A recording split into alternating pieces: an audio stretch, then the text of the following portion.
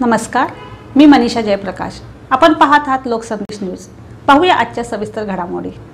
एक धक्कादायक बातमी आपल्या समोर येते आणि ती आहे सांगलीमधून विवाहितेचं अपहरण करून तिच्यावर बलात्कार केल्याप्रकरणी पांडुरंग श्रीरंग केंगार वय वर्ष 26 राहणार इंदिरानगर झोपडपट्टी तासगाव याला 10 वर्षाची सक्त मजुरी आणि 5,500 रुपये दंडाची शिक्षा सत्र न्यायाधीश श्रीमती MS काकडे यांनी सुनावली आहे।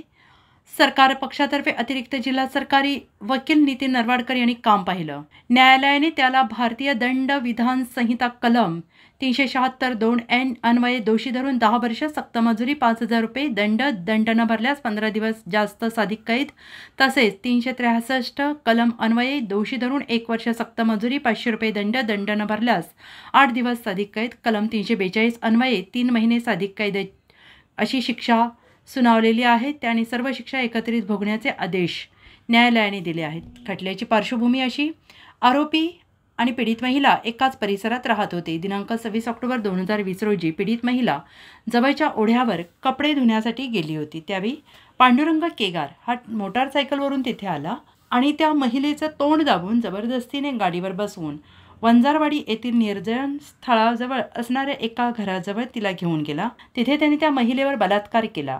26 ते 30 या काळात त्या महिलेवर वारंवार बलात्कार केले। त्या प्रकरणी पीडित महिलेनं तासगाव पोलिसात पांडुरंग केंगार याच्या विरोधात फिर्याद दिली। सहाय्यक पोलीस निरीक्षक पंकज पवार यांनी तपास करून पांडुरंग विरुद्ध आरोपपत्र दाखल केले। सरकार पक्षातर्फे एकूण 12 साक्षीदार तपासण्यात आले। सरकार पक्षाला तासगाव पोलीस ठाण्याचे रवींद्र माळकर, पैरवी कक्षातील सुनीत आवळे, रेखा खोत, अर्चना कांबळे यांनी मदत केली। साक्षीदारांच्या साक्षी, उपलब्ध पुरावे सर्वोच्च आणि उच्च न्यायालयाच्या न्यायनिवाडे ग्राह्य धरून न्यायालयाने शिक्षा सुनावली आहे। लोकसंदेश न्यूजचा रिपोर्ट।